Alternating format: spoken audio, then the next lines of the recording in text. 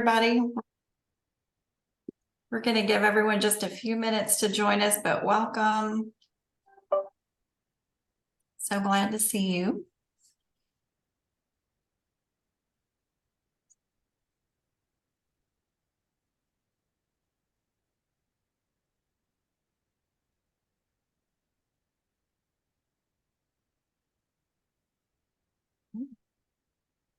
We'll give it just another minute for everyone to come in and get settled.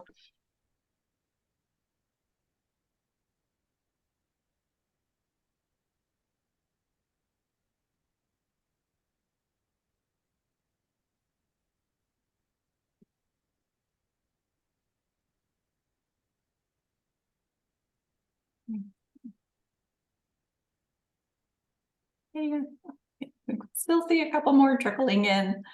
We'll give just a few more seconds. Okay. Katie, you think we're good? We can get started, and we're recording this so everyone can always see it online as well. All right. Well, welcome everyone. I am so very glad that you were able to join us today. I'm Tandra Allen. I have the honor of serving as the president of Junior League for the 24-25 year, which is crazy to think about, but 31 more days and counting. We have a weird calendar here at Junior League, but we're looking forward to partnering with you this year. Whether this is your first grant application workshop or you're a longtime partner with us, welcome. We're glad you're here. As you hear from the team today, I did want to make note that this past year, we've had some expanded opportunities to partner within our community program. And so you'll hear a little bit about that from the team. So we have our community program with agencies that have a set program and a schedule of volunteers. You may be very well versed in that. But we've also expanded our opportunities with recently with Done in a Day. So you'll hear about our league initiated, our league directed signature projects, which we still consider part of our community program.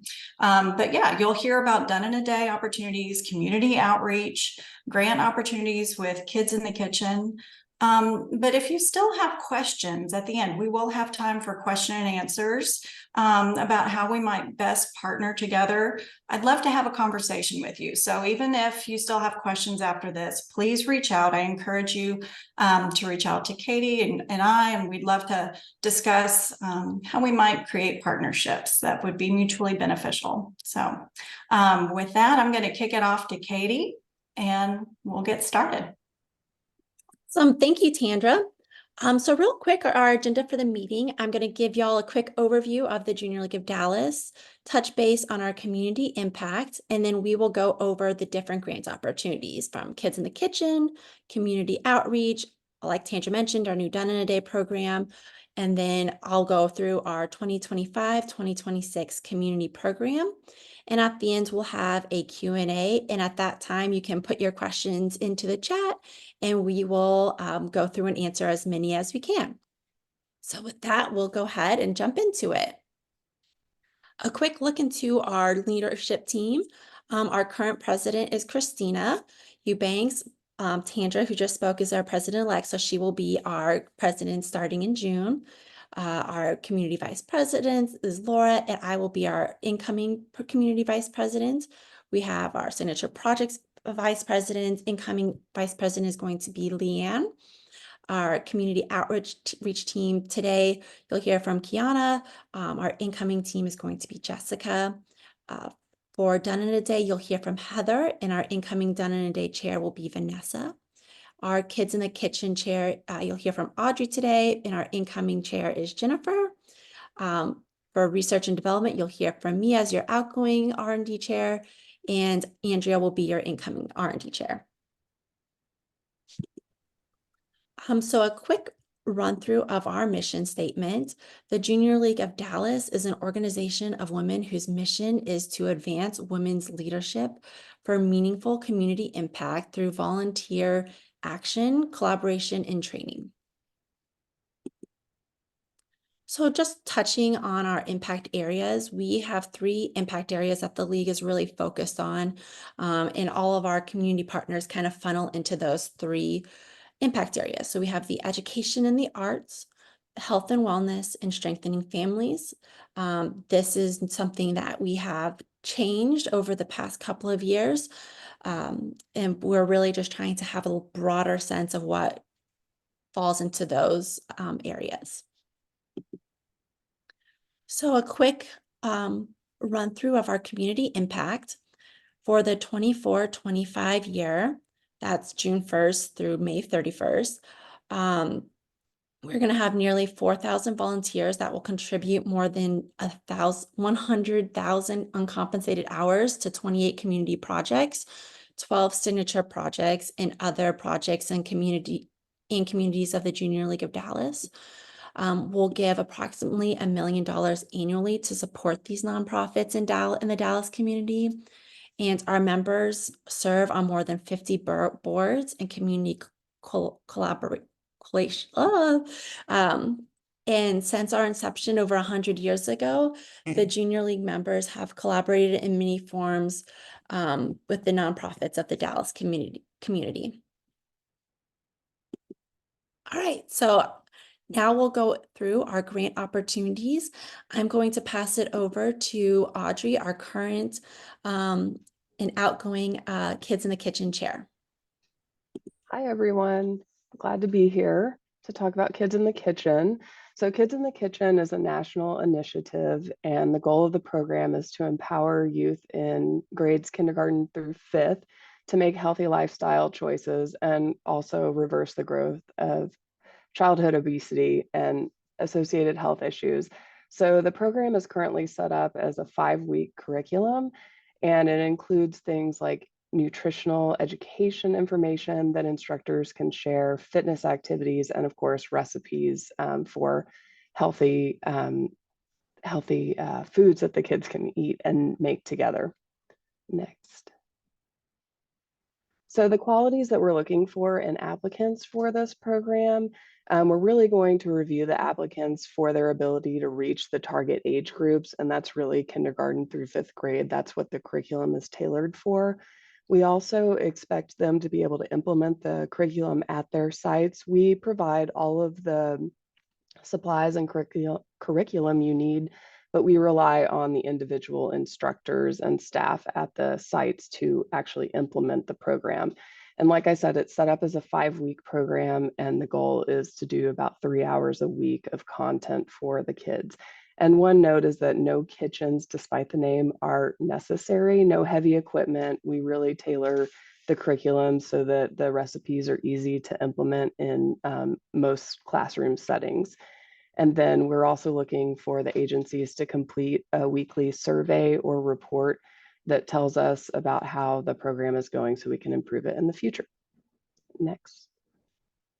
And then if you want to apply for the program, we have a web page on jldallas.org, and the application will be there. So if you go to the JL Dallas website, up at the top, there's a community service tab. And when you hover over that, you'll pull down a list in which Kids in the Kitchen will exist. And when you click on that Kids in the Kitchen list, there will be a whole web page that unfolds with information about the program. And at the very bottom, there's an application link. You cannot save the application. So if you do fill it out, I highly recommend that you type it up in a separate document, type your answers, and then go and copy paste them into the application before you submit it. And if you have any questions at all, we do have a Kids in the Kitchen specific email. So that's kitk@jldallas.org. Next. Okay, and then the important stuff. The application this year opens Monday, May 6th at 8 a.m. And then we are closing it this year on July 12th. So quite a bit of time to get that application completed. And it is not a long process, but we do highly encourage you to go take a look at that well before the deadline, of course. So that's it for Kids in the Kitchen, and I will pass it now to Kiana Mitchell to talk about community outreach. Can I ask one quick question about Kids in the Kitchen?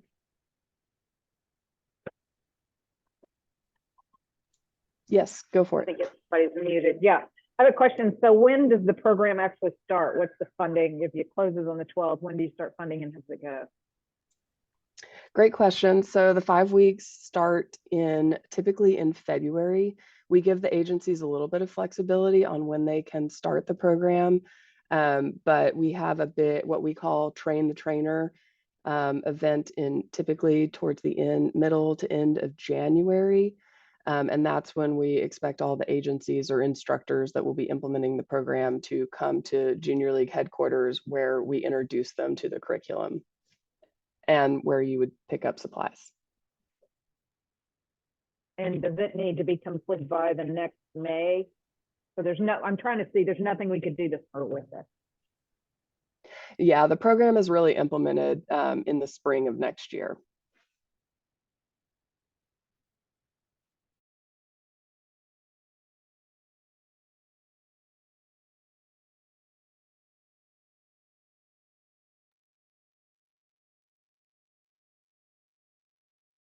Good morning. My name's Kiana Mitchell, and I will go over community outreach.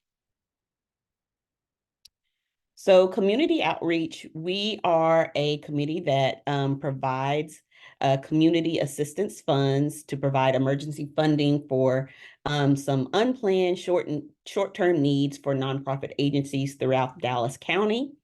The grants that we have, they fund up to $5,000, and this is to ensure there's no disruption of your services for the agencies and the clients that you serve. Next slide. Again, the Community Assistance Fund, this is for emergency funding, and it should support a critical human need. So you can find the application on the Junior League of Dallas site. You can see the path. It's posted here below, or I'm sorry, posted on the screen. And our applications are accepted throughout the year. Again, the maximum amount for each grant is $5,000 per physical year. And I'll now pass it on to Heather for Done in a Day. Thanks so much, Kiana. I appreciate it. It was my great honor to chair Done in a Day this year. This was our inaugural year. I'm also thrilled to see a number of you on this call were folks that we had a chance to partner with in this first year, which was also great. And I hope you'll consider working with us again. If you'll flip on to the next slide.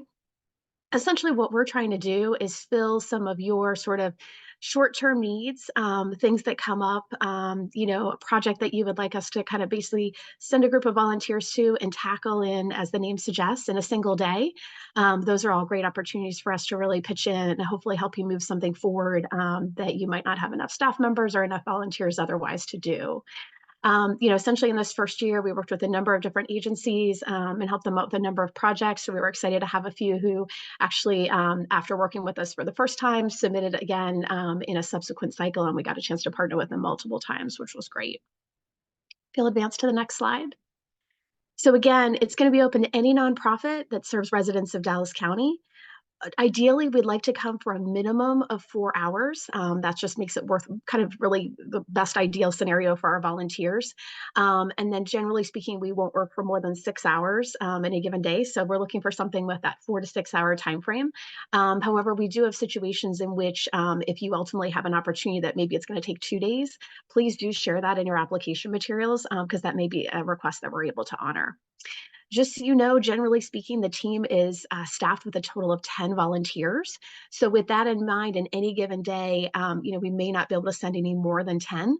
So just keep that in mind. If we have a special situation, let us know. We'll make every effort to draft more volunteers, but we just want to set that expectation. Our starting point is 10 volunteers. And as you can imagine, on any given day, just based on everyone's availability, that's really, we can't provide any more than that at a given time. And also just one of our requirements is the agency must be able to fully fund the project. One thing I do want to mention about the application submission process for this, it is quite straightforward. And unlike some of our other programs, audited financials are not required for the Done in a Day program. So I just wanted to mention that if that potentially opens up the opportunity to more agencies in Dallas County. Next slide. So the Done basis. And so essentially what we have are 4 quarters throughout the year in which we accept applications and then we actually complete the project. So if you're looking for us to do a project that would be completed in the September 1st through September 30th timeframe, the first cycle for which we're receiving projects in this next year, ultimately in that scenario, you would submit your application for that on Friday, June 28th. And then we review that application. We have a selection committee that's made up of not only the chair of the committee itself, but also a number of our leaders, including some of our sustainers who have a lot more experience than our active members do and who can add a lot of value to those conversations.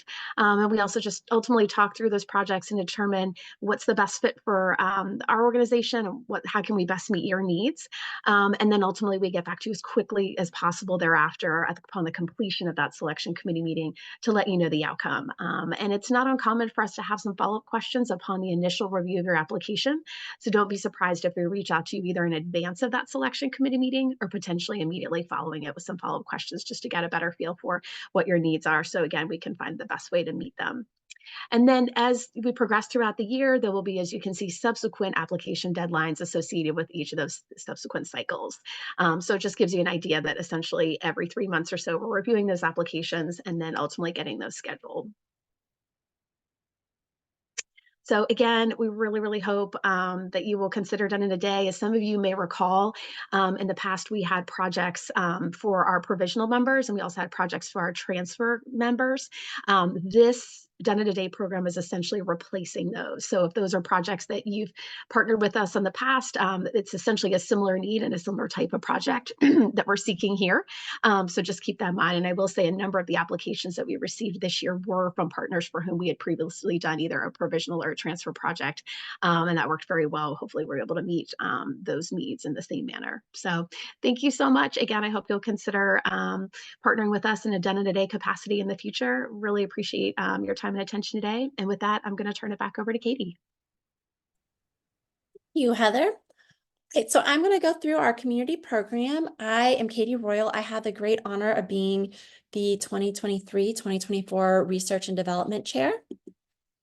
So the way we pick our community program, we have an extensive process. We have a large committee of women that goes through and reviews all the applications, and it goes through quite the different steps. We have an initial review where we initially review and make sure it's a match for our program. And then from there, we have a set of women who go through the finances and make sure financially everything is in line with what we need it to be. At the same time, our researchers are working with y'all to learn more about the roles that our volunteers would be doing, as well as what the funding would be for. And then from there, our researchers and financial review researchers meet in a subcommittee and go through and make sure that the best report is put together for our team. From there, our whole full committee goes through all the agencies, all the applications, and presents and reviews. And from there, the team goes through, the whole team votes on the community program. From there, our board and leadership council votes on it, and then our general membership. And then we have a membership placement, and then you are part of the community program. So we have a handful of different documents that are required in the applications. So the grant application itself, a community impact report, and then a handful of different financial documents. And these documents are important for our team to review during their financial review. So those financial documents are a letter certifying that you are a 510c3 tax exempt status, a list of the current officers and board of directors, a certificate of insurance, audited financial statements for the past 3 years, current annual budget, a prior year actual revenues and expenses compared to the prior year budgets, in the most recent internal prepared financial statements, if applicable, as well as a statement explaining any special in particular financial explanations. These help us make our decision and help us find the best agencies to partner with. So I mentioned the community impact report. This is an outcomes report that we use to kind of show what our supported agencies go through, and what their impact is in the Dallas community, as well as what our JLD members, their impact have at their, while volunteering at your agency. It's a bit of the impact as well as success stories. So you'll see here below, we have a couple of different success stories. Example, our Friends Place, 84% of our program participants reported improving coping skills, which allowed them to complete tasks, and 87% of the amount in their savings. Another success story is from the Genesis Women's Shelter. 49% of its clients who receive counseling report reduced PTSD symptoms by the time they leave their shelter. So these really help us. These really help us show our impact in the community and show the benefit of us partnering. So what are we looking for? The majority of our members need placements that are within the weekends or evening opportunities. Our membership really has changed over the past 10 years. The majority of our members are working the 9 to 5, have a 9 to 5 career. And so we're really looking for opportunities for placements that are within the weekend hours or in the evening time.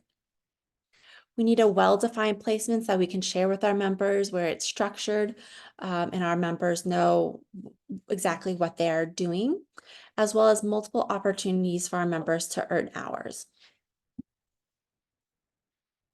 So some of the most common reasons for release, for when we release an agency, is if it's difficult for our volunteers to earn enough hours. Our volunteers are required to have 60 hours. So we really need the opportunity for our volunteers to have 60 hours.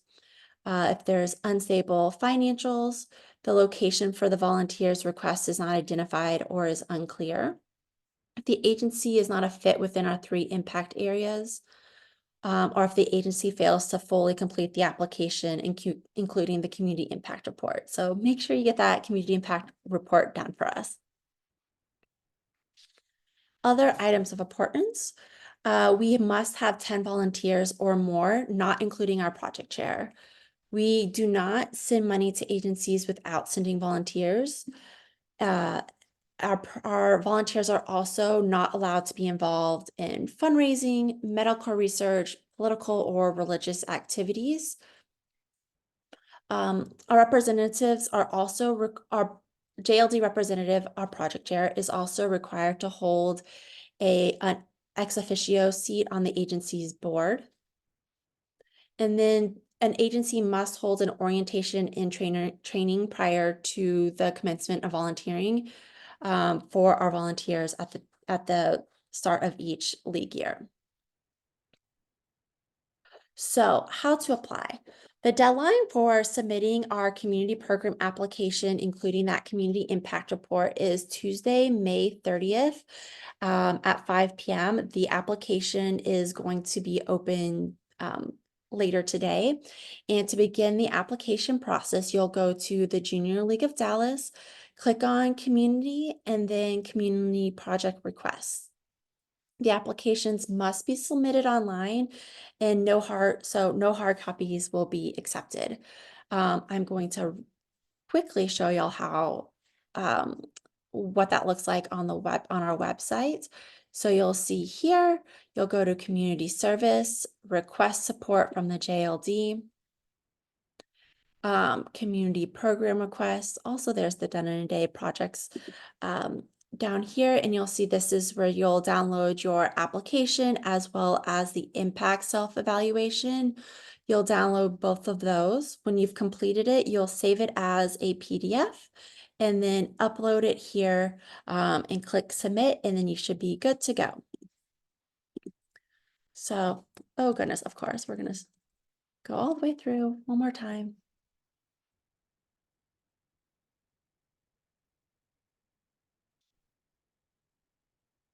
Wonderful. So next steps are our team will review the applications and contact you if they need any additional information. If you have any specific application status questions that weren't on the website, feel free to contact Christy Ann. Her website here, KHINKAMP @jldallas.org. And if you have any questions about your status of your online submission, and then, like I said, Andrea will be our research and development chair. So if you have any questions, next year she'll be able to answer those for you as well. So at this time, we'll go ahead and open it up to questions. And I see we already have one in here now from Becca. Will we receive a confirmation that the submission was successful once submitted? Yes, you will.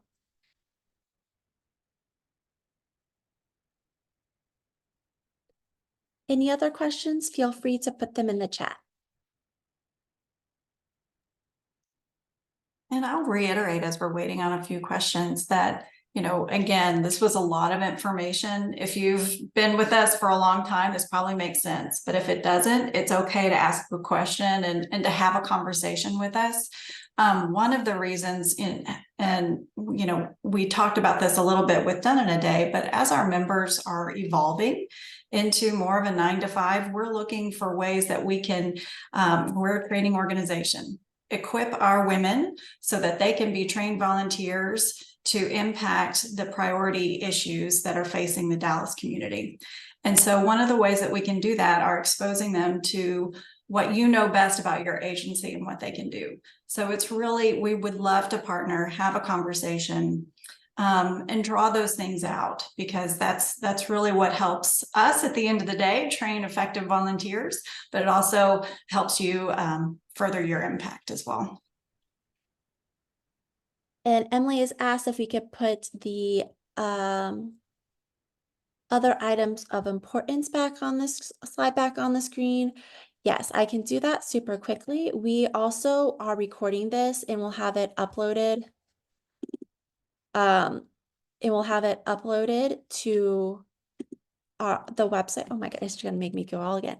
We'll have it uploaded so you can go through and review this as well.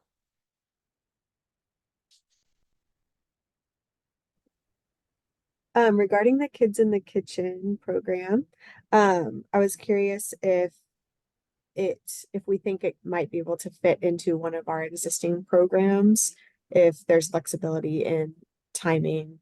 I mean, I know that it's primarily starting in February, but if we have a spring program that we think might fit within that program, is that something we could talk with y'all about? Yes. I think Yeah. the short answer is yes. It depends on the specific circumstances, but we have other agencies who've participated in the past and they have some existing programming. And it really sometimes comes down to timing, because we provide you with money to buy supplies and some of the supplies. But we can certainly have a conversation about that. Yeah. And not volunteers with Kids in the Kitchen, correct? The agency provides the... Right. We do not send volunteers to the sites. We just give you the curriculum and all the things you need. Okay, great. Thanks. And then Helen, I see your question about y'all are a young and rapidly growing organization and only have 2 years of tax records. Will that work against you? We do require 3 years of the tax records, but I would say still apply and give the explanation that you guys are still young and in that beginning stages, and we can take that into consideration. Always apply. And then Nikki asked, could you talk a little bit about the scope of the JLD impact areas? Can you expand on that for me, Nikki, on what you're looking for there? Yeah, for sure. Can you hear me? Yes. Okay. I guess I'm kind of looking for like project examples or like funding examples of stuff that you have done in the past, just to kind of give me a better idea of like what does education in the arts or like health and wellness strengthening families specifically look like to y'all? Definitely. So we used to have 6 issue areas that were a little bit more specific, and we recently moved to the 3 impact areas so that we could have larger umbrellas of under what that all entails. So it really kind of depends. So for the education and the arts, that would be something that's more anything that's educational. So anything that's a STEM program or perhaps tutoring, teaching ESL to adults, something of that nature. And then arts would be perhaps working with any of the art museums, volunteering in something of that sense. Strengthening families could be anything from domestic violence, working with domestic violence shelters to working with a bunch of the population with populations that are in need of support. Affordable housing. Yes, affordable housing. Yes, thank you. And then the health and wellness would be hospital. We work with different hospitals, as well as supporting different agencies that perhaps work with the population that are in need of different medical assistance, as well as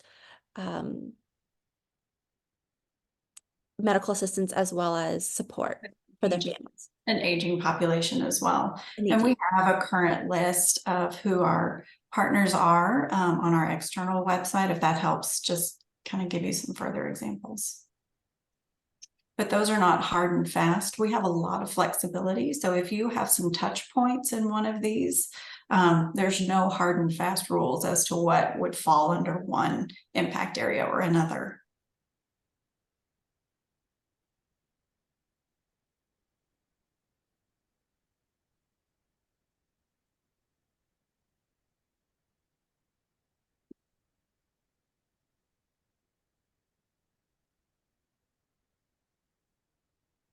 Do we have any other additional questions?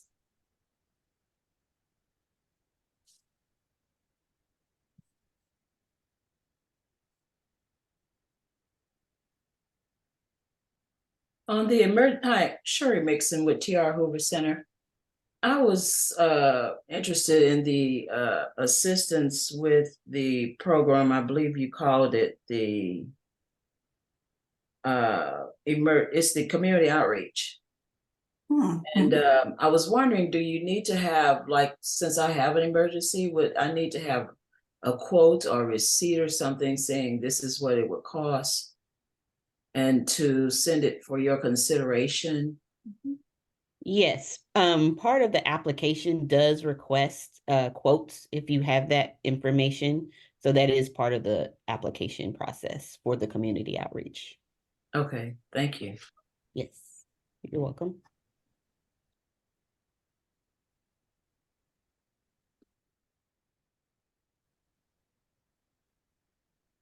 I have a question about that emergency funding opportunity. I have two questions, actually. I am curious, what is the timeline? I know that applications can be submitted on a rolling basis, so I'm wondering, once something is reviewed, what's your typical window of when an agency gets a response? And then also, I'm wondering, I don't want to make an assumption here. So can your funds, if granted, could they be used in reimbursement? If we have a true emergency of a water pipe breaking and we fix that, then afterwards we can get money from JLD that would be applied to the expense we've already incurred. Yes, and as a matter of fact, that is a great example of what our emergency funds are for. We have actually provided funds for broken pipes and things that happen, like during the winter storm, a broken air condition, things of that nature. So as long as you provide the receipts and it coincides with the amount of money that you're requesting, yes, we will take that upon consideration when our committee meets. Our committee meets typically twice a month. It just depends on how many grants we have that we need to review, but we know because this is an emergency that the money is needed immediately. So that's the reason we meet so frequently. But it's based on how many grants we have to review.